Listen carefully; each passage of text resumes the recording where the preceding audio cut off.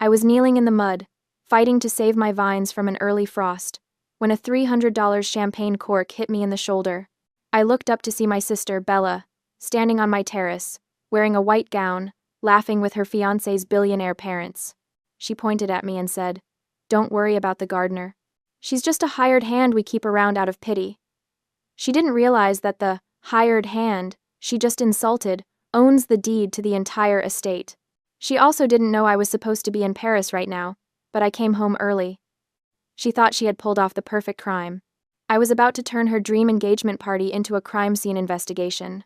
To understand why I was kneeling in the mud in the middle of a Friday afternoon instead of sitting in a cafe in Paris, I have to talk about the biggest obsession of my life: Aldridge Estate and Winery. I am Catherine Aldridge, 34 years old, owner and operator of one of Napa Valley's most respected boutique vineyards. Behind my back, the staff calls me the Ice Queen. I've earned it. I don't smile much. I don't do small talk. I show up at dawn and leave after dark. I inspect every vine personally, taste every barrel, approve every label. Some people think I'm cold. I think I'm careful. There's a difference. 2 weeks ago, I had scheduled a business trip to Paris, meetings with French distributors, tours of Bordeaux vineyards, the kind of networking that keeps a small operation like mine competitive. I'd blocked out the calendar, briefed the staff, packed my bags. Everything was arranged. Then the weather forecast changed. An unusual cold front was sweeping down from Canada, bringing with it the threat of an early frost that could annihilate my entire $1 million Merlot harvest. The grapes were at that delicate stage, ripe enough to pick, but not yet picked. One night of freezing temperatures would turn them to mush. I didn't hesitate. I canceled Paris at the last minute, rebooked my flight home, and drove straight from the airport to the North Vineyard, wearing the first work clothes I could grab from my mudroom. Heavy waterproof coveralls, rubber boots that came up to my knees, a wool cap pulled down over my ears. The ground was already cold, the mud thick and clinging. I directed the crew as they rolled out the wind machines and set up the irrigation sprinklers for frost protection. My knees sank into the wet earth as I checked the soil temperature with my bare hands, calculating how many hours we had before the freeze hit. That's when I heard the engines. At first, I thought it was a delivery truck that had gotten lost, but when I looked up from the vine rows, I saw a convoy of luxury limousines winding up the long driveway toward the main villa. Black cars, polished to a mirror shine, moving in a stately procession like a funeral for someone very rich and very important. I stood up, mud dripping from my coveralls, confusion turning quickly to alarm. The estate schedule was supposed to be completely empty during my absence. We'd closed the tasting room for deep cleaning. The event staff had the week off. There shouldn't be anyone here except the skeleton maintenance crew. I started walking toward the villa, my boots squelching with every step. From the North Vineyard, it's about a quarter mile to the main house, a beautiful stone mansion that my great-grandfather built in 1921, all arched windows and ivy-covered walls. As I got closer, I could hear music, laughter, the clink of glasses. A party. Someone was throwing a party in my house. I approached from the side, staying low behind the hedgerows that bordered the formal gardens. When I reached the stone terrace that overlooks the valley, I finally saw them. The terrace was full of people. Maybe 40 guests, all dressed in cocktail attire, holding champagne flutes and mingling under the late afternoon sun. Waiters in black vests circulated with silver trays. A string quartet played something classical and expensive-sounding near the fountain.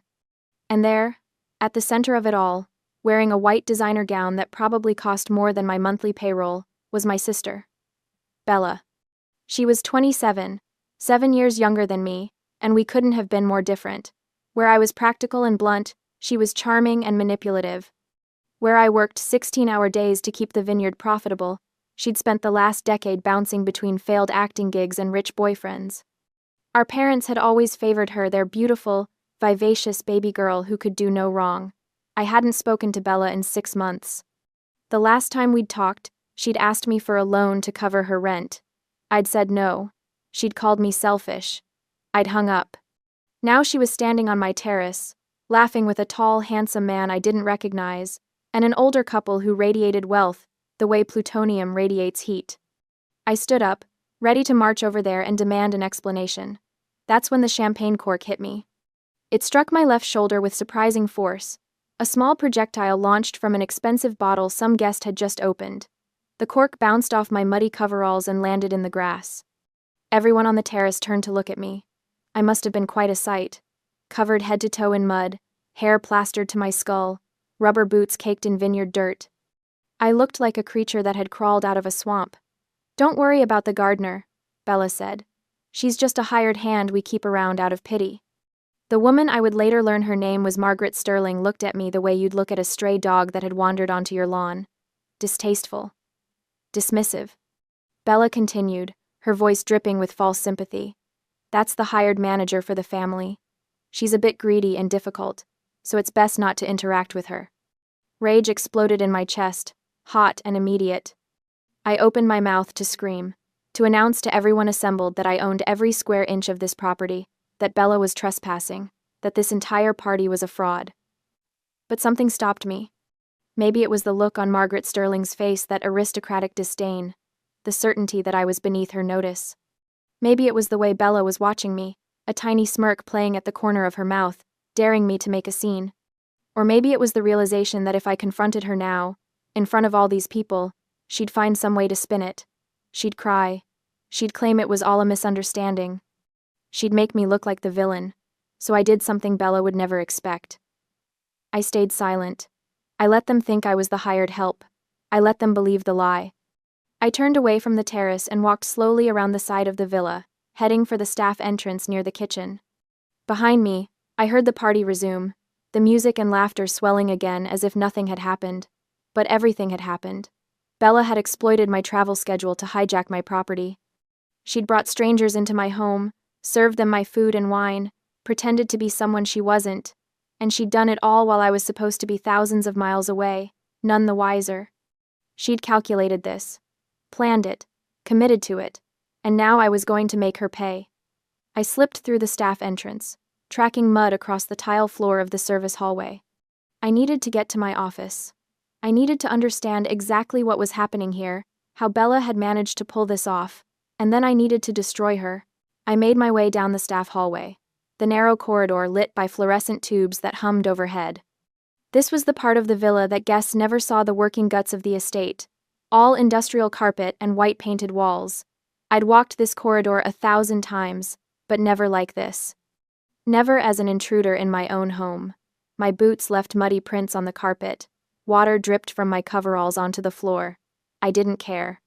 I was too angry to care about anything except getting answers. The executive office was at the end of the hall, past the supply closets and the employee break room. I pushed open the door without knocking. Sarah looked up from the computer, her eyes going wide. "Miss Aldridge?" Her voice came out as a squeak. "I thought you were in Paris." Sarah Miller was 24, fresh out of hospitality school, and had only been working at Aldridge Estate for 2 weeks. She was eager and competent, but inexperienced. The kind of person who followed instructions without asking too many questions. The kind of person Bella could manipulate.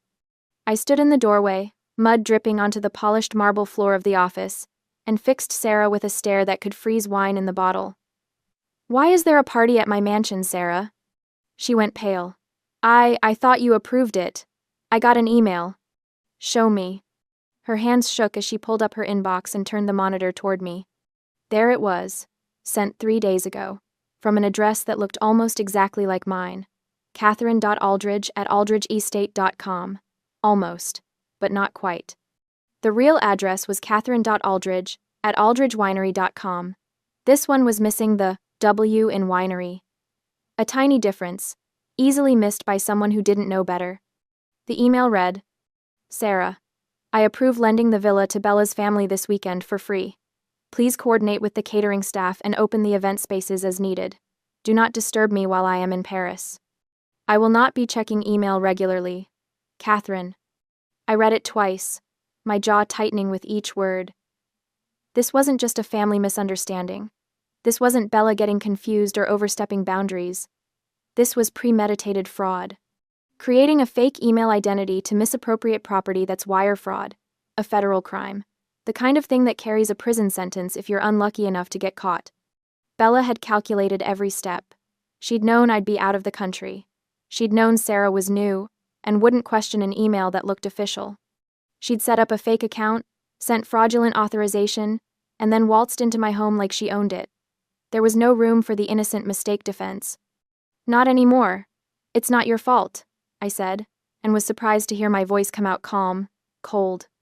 The Ice Queen voice that made staff members straighten their spines and pay attention. You did what you thought you were supposed to do. Sarah looked like she might cry. I'm so sorry, Miss Aldridge. I should have called to confirm. What's done is done. I moved to the desk, tracking mud across the expensive carpet, and picked up the clipboard that held the service request forms. Show me everything they ordered. Sarah handed over the papers with trembling hands. I scanned the list, and my blood pressure spiked with every line item. Kobe, beef tenderloin, $3,200. White truffles, $1,800. Lobster tail, $2,400. A custom 7-tier cake from San Francisco, $1,500. Vintage champagne, cases of it, $8,000. Floral arrangements, $6,000. The string quartet, $4,500. Valet parking service, $2,000. And there, at the bottom of the second page, the item that made my hands clench into fists. Special request. Open vintage wine cellar. Guest selection permitted. The vintage cellar. The locked room in the basement where I kept my most valuable bottles, wines from my grandfather's era, rare vintages that I'd been collecting and aging for years. Some of those bottles were worth $5,000 apiece, and Bella had given strangers permission to drink them. I did the math in my head. The total bill for this party was $85,400. $85,400. For an afternoon of pretending to be someone she wasn't. Sarah, I said quietly, from this moment on, you only listen to me. Do you understand? She nodded frantically. Yes, Miss Aldridge. Stay in this office. Don't go outside. Don't talk to anyone. If Bella comes looking for you, you're in the restroom. Got it? Yes, ma'am. I turned to leave, then spotted something on the edge of Sarah's desk. The wireless credit card terminal, a portable POS machine that we used for private tastings and events. Small, black, about the size of a paperback book. I grabbed it and shoved it into the chest pocket of my coveralls. I'm going to need this, I said. Sarah's eyes widened, but she didn't ask questions. Smart girl. I left the office and headed deeper into the staff corridor, toward the security wing. My boots squelched with every step. The mud on my coveralls had started to dry in places, forming a stiff, uncomfortable crust against my skin. I didn't care. I wanted to stay dirty. I wanted to look exactly like this when I confronted Bella, muddy, disheveled, a walking reminder of who actually worked to maintain this estate while she played dress-up with stolen luxury. The security office was in the basement, accessible only through a keycard lock. I swiped my card and pushed open the heavy door. Frank Miller, our head of security, looked up from his monitors. He was in his 50s, built like a retired linebacker, with gray hair buzzed military short. He'd worked for my family for 20 years. If anyone was going to have my back, it was Frank. Catherine? He stood up, his expression shifting from surprise to concern. What the hell is going on? I saw the cars, but Sarah said. Sarah got a fake email, I interrupted. Bella's throwing a party. In my house. Without my permission. Frank's jaw tightened. You want me to shut it down? Not yet. I moved to the monitor wall, where 12 screens showed different views of the estate. I found the one that displayed the main dining room and terrace. First, I want to see exactly what we're dealing with. I pulled up a chair, mud and all, and sat down to watch my sister's party unfold on camera. The tech room was cramped and utilitarian, all concrete walls and humming equipment. It smelled like electronics and old coffee. The fluorescent lights overhead flickered occasionally, casting everything in a harsh, unflattering glow. It was the opposite of the luxury happening upstairs.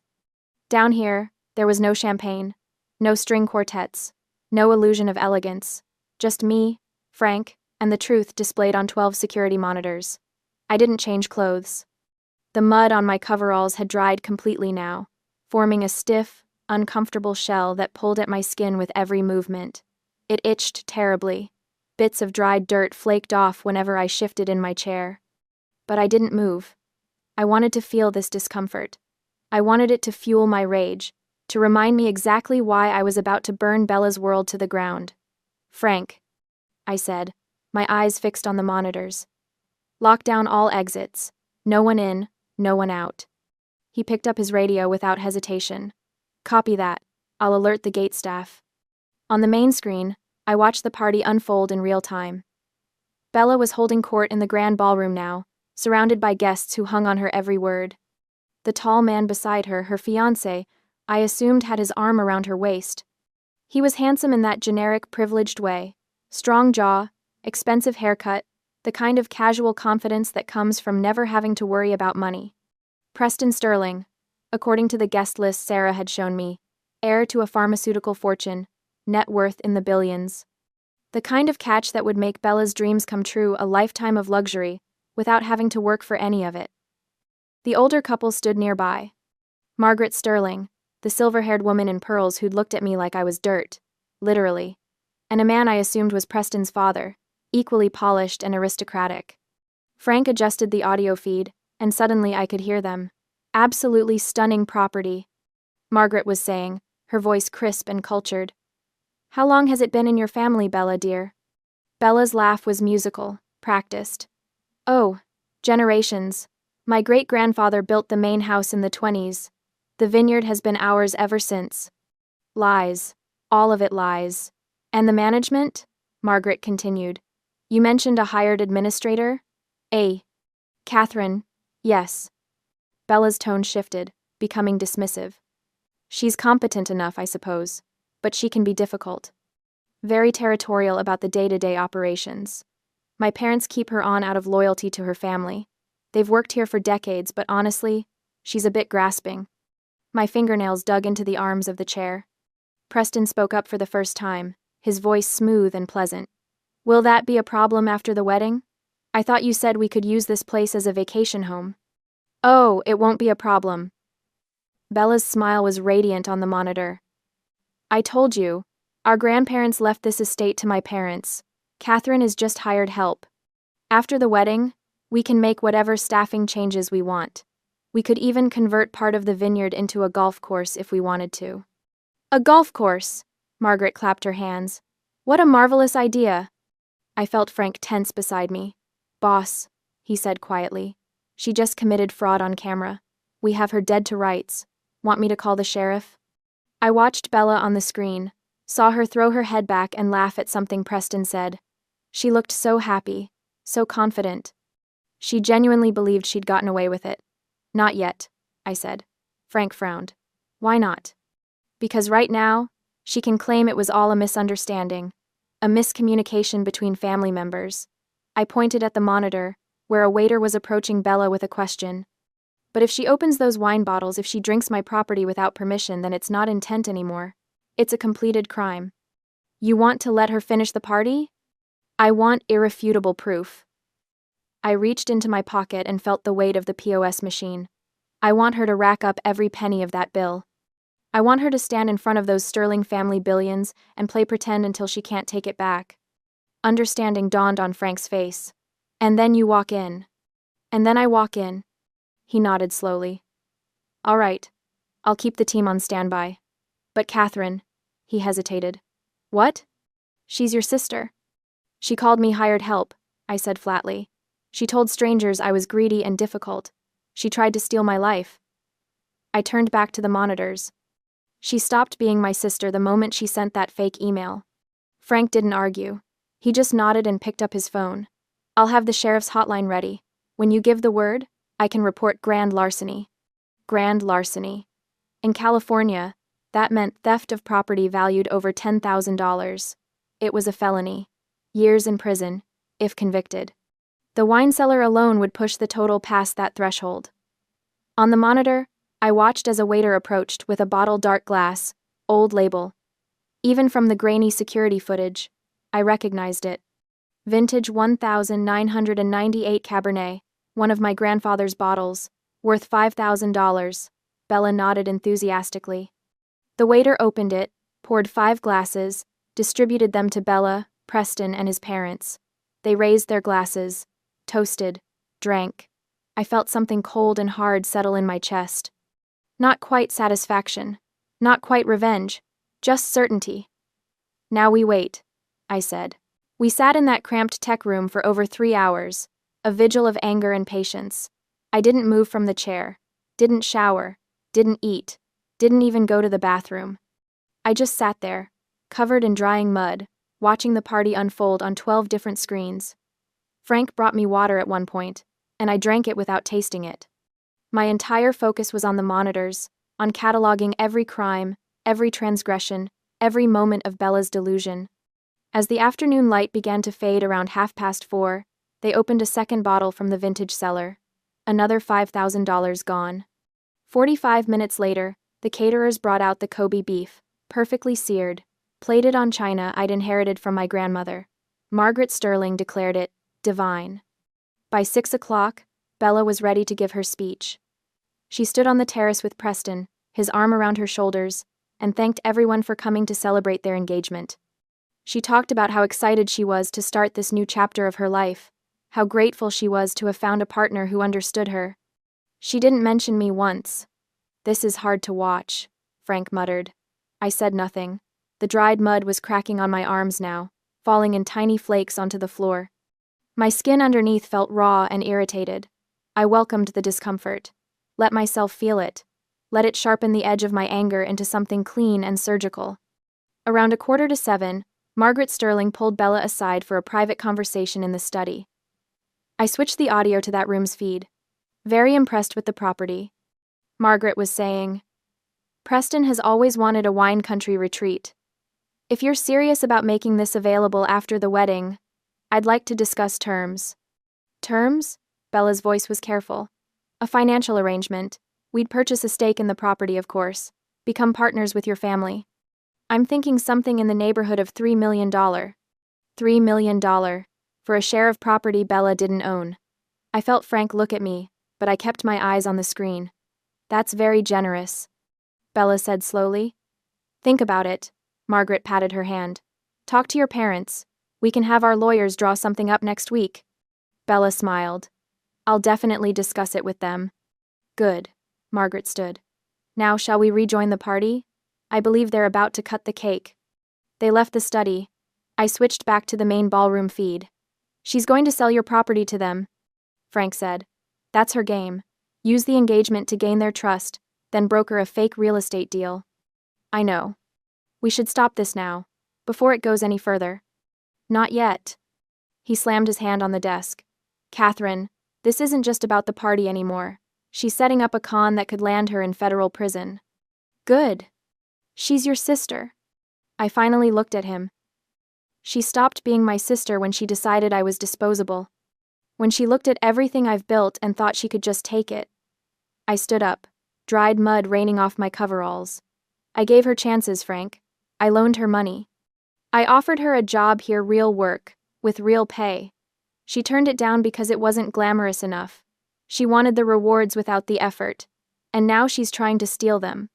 So you're going to let her commit fraud on camera. I'm going to let her commit every crime she's capable of committing, and then I'm going to make sure she faces every consequence she deserves." Frank was quiet for a long moment. Then he nodded. "All right, your call, boss." On the monitor, the party reached its peak. Guests clustered around as the massive cake was wheeled out, 7 tiers of white fondant and gold leaf, topped with sugar flowers that probably cost more than most people's wedding rings. Bella and Preston stood together, holding the knife, smiling for a photographer I hadn't even noticed until now. They cut the first slice together, fed each other bites, kissed while everyone applauded. The clock on the wall struck 7. 4 hours since the champagne cork had hit my shoulder.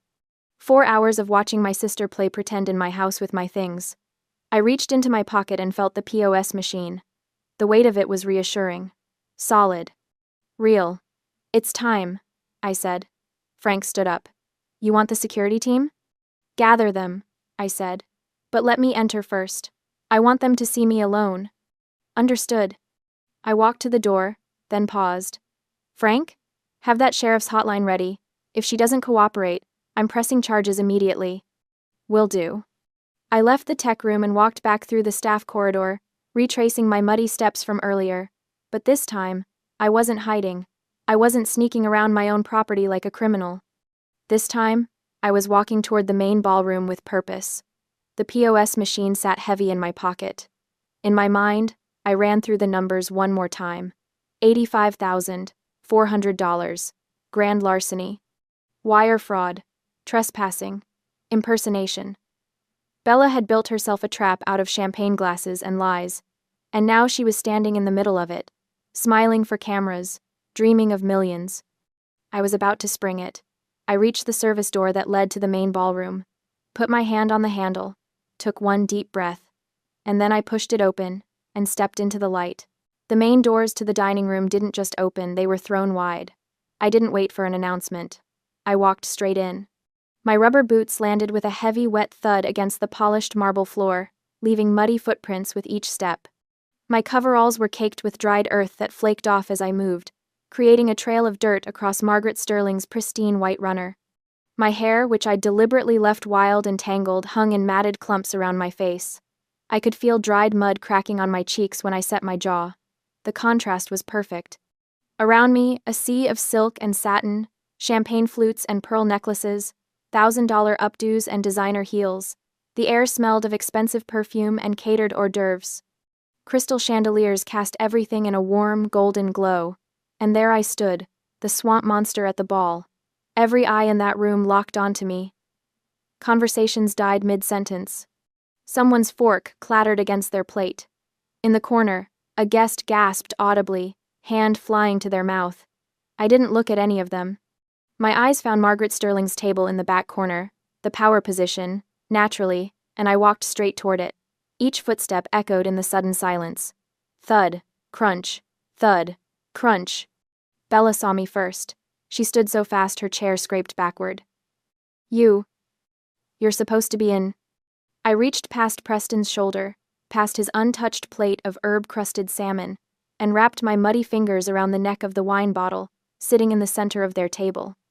The vintage 1998 Cabernet Sauvignon. I held it up to the light, examining the label with exaggerated care. The bottle was already open, breathing in a crystal decanter that probably cost more than most people's monthly rent. About a third of it had been poured out into the glasses around the table. Frank, I said, my voice carrying across the silent room. Behind me, the doors opened again. Frank stepped in, flanked by two uniformed security officers. They didn't draw weapons, but they stood with a military precision that sucked the oxygen out of the room. I don't recall signing a release order for this 1998 vintage, I said, not taking my eyes off the bottle. Frank pulled out a tablet from his jacket, made a show of scrolling through it. His face remained professionally neutral.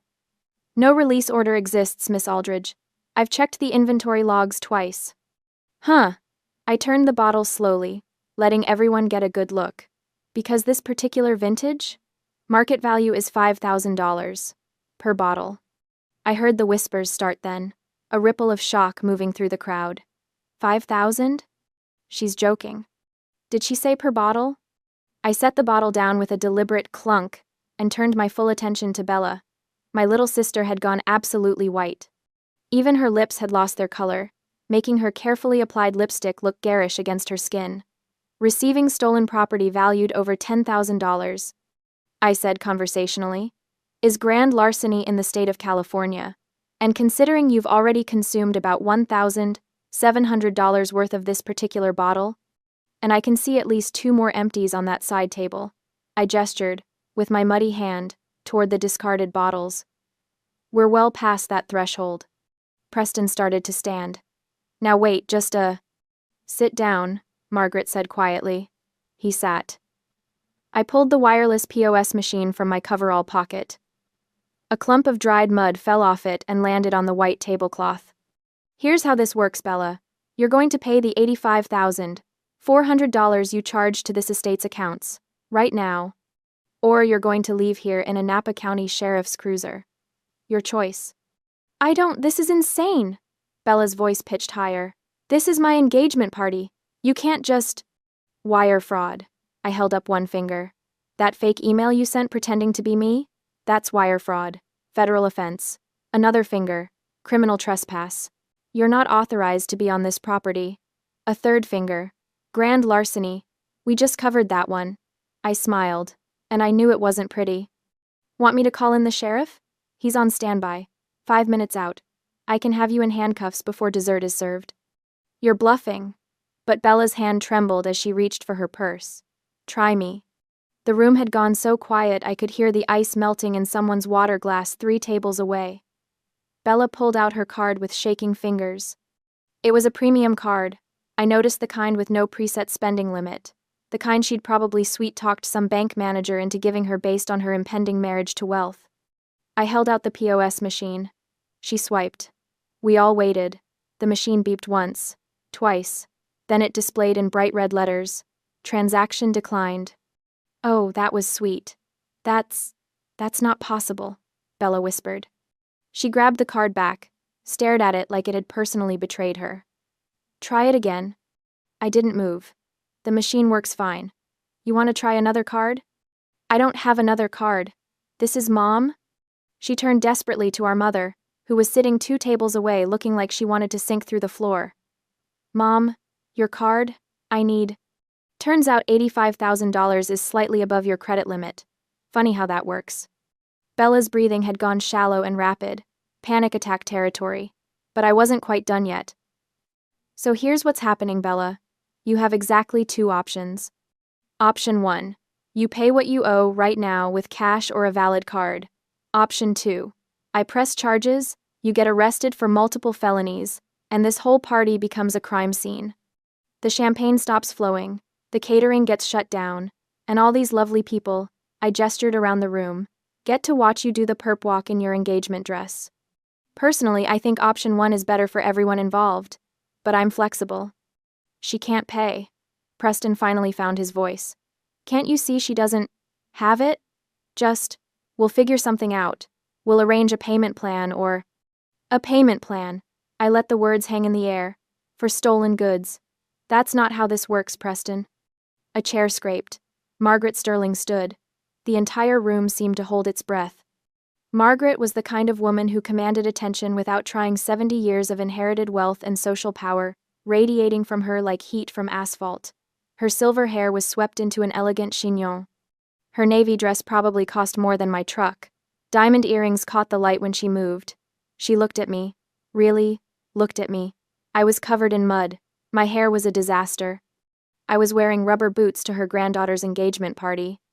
By every social measure, I should have been beneath her notice, something to be removed by staff, an embarrassment to be dealt with quietly. But Margaret Sterling didn't look embarrassed. She looked to assessing. Her eyes traveled from my muddy boots to my stained coveralls, to my tangled hair, and then back to my face. And in that moment, I saw something shift in her expression. It was subtle, a slight narrowing of her eyes, a tiny quirk at the corner of her mouth. Recognition.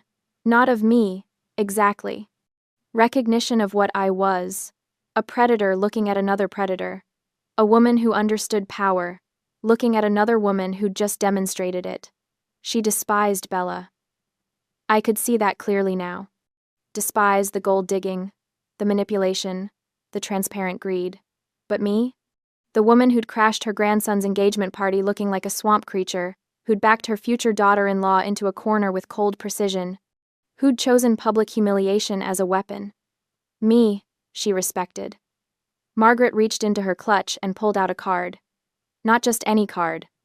A Black Centurion card, American Express's invitation-only monster, the one with no spending limit at all.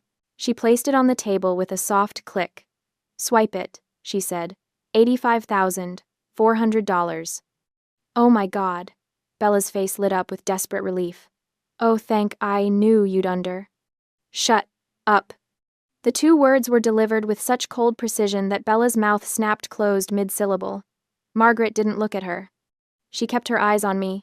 I'm not paying for her. I'm paying to buy silence. There's a difference. Do we understand each other, Miss Aldridge? I picked up the card, swiped it through the machine. The approval came through in less than 2 seconds.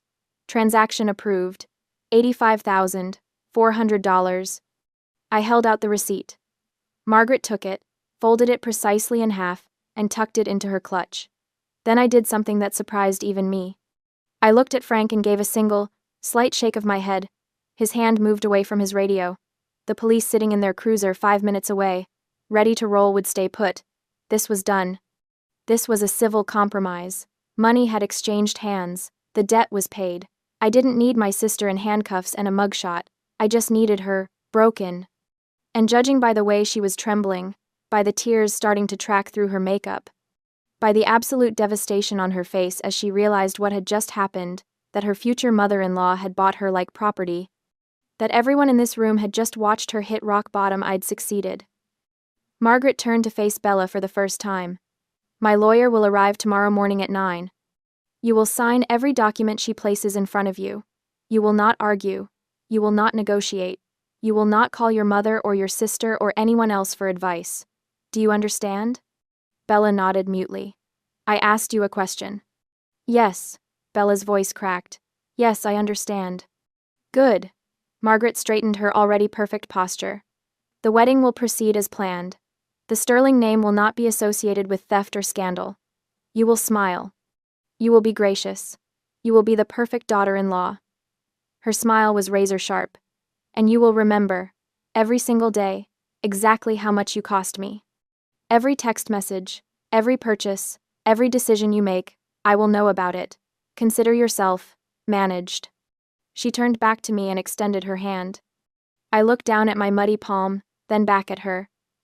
I don't shake hands when I'm this filthy, I said. Smart woman. Margaret almost smiled. Almost. My son is an idiot, but my lawyer is exceptional. Your wine will be compensated at full market value for today's borrowing. You'll have a check by Monday. That's not necessary. It's not about necessity. It's about doing business properly. She glanced around the room, at all the frozen, staring faces. I suggest everyone return to their dinners. The evening's entertainment has concluded. Like someone had flipped a switch, the room came back to life. Conversations resumed louder than before, buzzing with gossip. The string quartet started playing again. Forks clinked against plates. I looked at Bella one last time.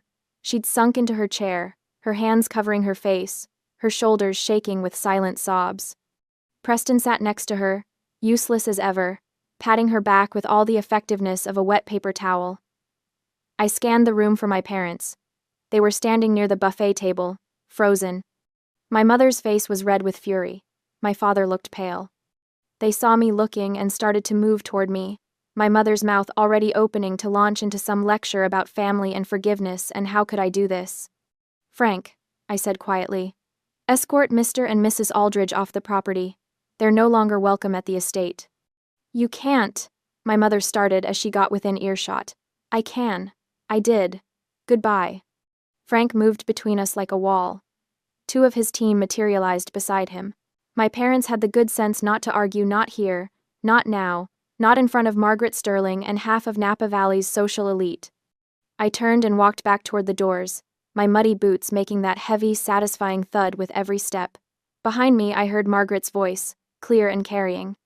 Someone get this girl a proper glass of wine, not the stolen vintage, something appropriate. I smiled as I pushed through the doors into the cool night air.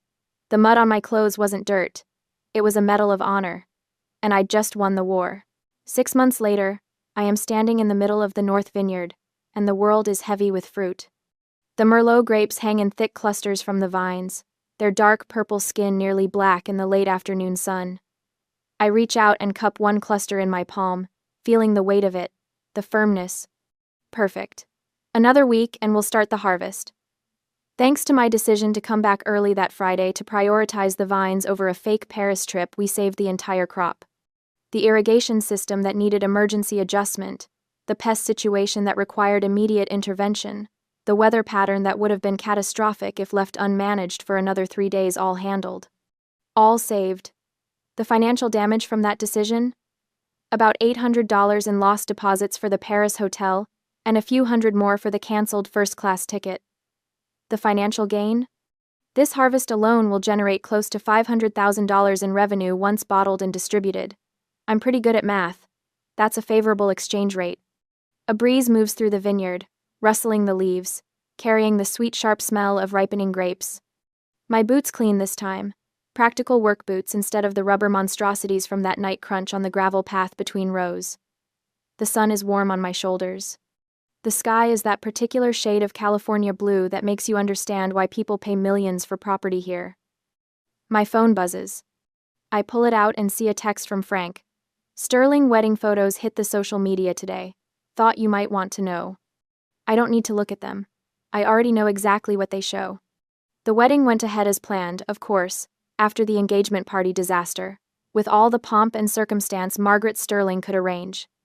Bella got her fairy tale venue, her designer dress, her 5-tier cake, her string quartet and rose petals, and everything she'd ever dreamed of. She also got her prison sentence. Because Bella is now Mrs. Preston Sterling, living in the Sterling family compound, and she might as well be wearing an ankle monitor. Margaret's lawyer, who is indeed exceptional, had drawn up an airtight postnuptial agreement that essentially made Bella a very well-dressed employee.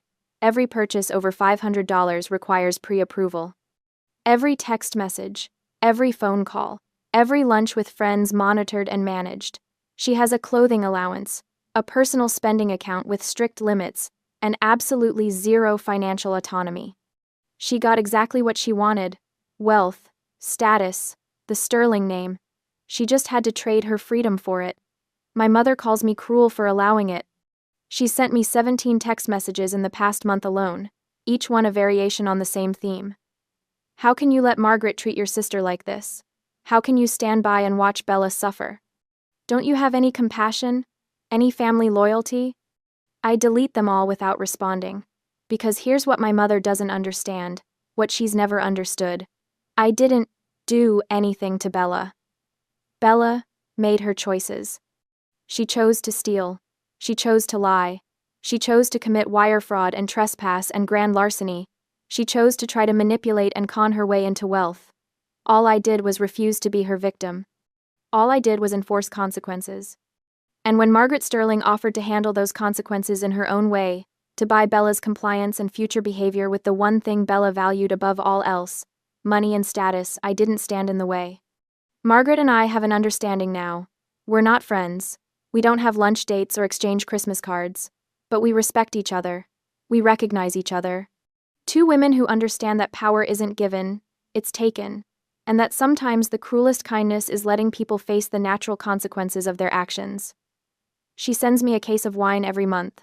Top shelf, properly released from inventory, with all the correct paperwork. I send her quarterly updates on the vineyard's performance, and occasionally consult on her own wine investments. It's a good arrangement. My parents, on the other hand, are permanently banned from the Aldridge estate. They haven't contested it. After the engagement party, after being escorted off the property by security, they seemed to finally understand that their enabling days were over. No more emergency loans for Bella. No more guilt-tripping me into bailing her out. No more family dinners, where I'm expected to just forgive and forget, and pretend everything is fine.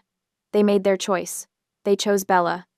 They chose to support her theft and lies right up until the moment it became publicly undeniable. So I chose me, and the vineyard, and a future without parasites. Sarah, incidentally, quit 2 weeks after the incident. She sent me a resignation email that was 3 paragraphs of apologies and 1 paragraph of notice. Apparently, the guilt of being manipulated into corporate fraud even unknowingly was too much for her. She's working at a tourist winery now, giving tastings and selling souvenir corkscrews. It suits her better. I walk to the end of the vineyard row and look back toward the main villa. The sun is starting to sink lower, painting everything in shades of gold and amber. The building looks almost ethereal in this light, all elegant stone and curved archways, generations of family history wrapped in ivy and weathered grace. It's mine. Fully, completely, without question. No more emergency loans being siphoned off to support someone else's delusions. No more inventory mysteriously disappearing for family events. No more having to choose between being a good sister and being a good business owner. I chose business. Turned out that was the right call. My phone buzzes again. This time it's a message from my vineyard manager. Harvest crew confirmed for next week. Looking good, boss. I smile and type back a quick confirmation. Then I walk back to the villa, stopping at the tasting room on the way. I select a bottle from the reserve collection, not the 1998 vintage, something newer but equally good, and pour myself a glass. The wine is the color of rubies in the fading light, complex and rich with notes of blackberry and oak. I take it outside to the terrace, where I can watch the sun finish setting over my vines. The mud on my body that night wasn't humiliation. It wasn't the mark of someone who'd been degraded or brought low. It was armor. It was a statement. It was proof that I'd prioritized what mattered: the vines, the harvest, the real work over appearances and social performance. And when I walked into that dining room looking like a swamp monster, I wasn't the one who should have been embarrassed. They were. Bella and Preston and all those people in their designer clothes, drinking stolen wine, celebrating fraud. They were the embarrassment. They were the ones trafficking in lies and theft and empty status. I was just the woman who'd been working, who'd been doing something real and valuable and productive while they played dress-up and pretended their world mattered. I sip my wine and watch the stars start to appear in the darkening sky. Worth it? That's the question my mother keeps asking. Was it worth destroying your relationship with your sister? Worth tearing the family apart? Worth being so cold, so cruel, so unforgiving? Here's my answer. Look at my vineyard. Look at my harvest. Look at my business thriving and growing and succeeding. Look at me standing here, debt-free, parasite-free, free. Yeah, it was worth it. So here's where I turn it over to you guys, because I genuinely want to know what you think. My sister got her dream wedding, her wealthy husband, her place in Napa Valley society. She got everything she said she wanted. The fact that it came with strings attached, okay, more like chains attached, isn't my fault. She made her choices. My mother says I'm cruel. She says I should have handled it privately, should have changed into a nice dress, should have confronted Bella quietly without humiliating her in front of 100 guests. She says letting Margaret enslave Bella over money makes me just as bad as the people I claim to despise. But here's my question for you. Option A. Did I go too far? Should I have cleaned up, put on something presentable, and handled the whole situation behind closed doors? Would that have been the right thing to do? Option B. Or was the muddy entrance the perfect power move? Was walking in there looking like I'd just crawled out of a swamp, showing everyone exactly where I'd been and what I'd been doing while they played their social games, the only way to make the point? Let me know in the comments. Would you have called the cops and pressed charges? Would you have taken Margaret's money and walked away? Or would you have done something completely different? I read every single one of them. And trust me, after 6 months of my mother's guilt trips, I could use some outside perspective. Because from where I'm standing in my vineyard, with my wine, watching my harvest ripen under a California sunset, I think I made exactly the right call. But maybe that's just me. What do you think?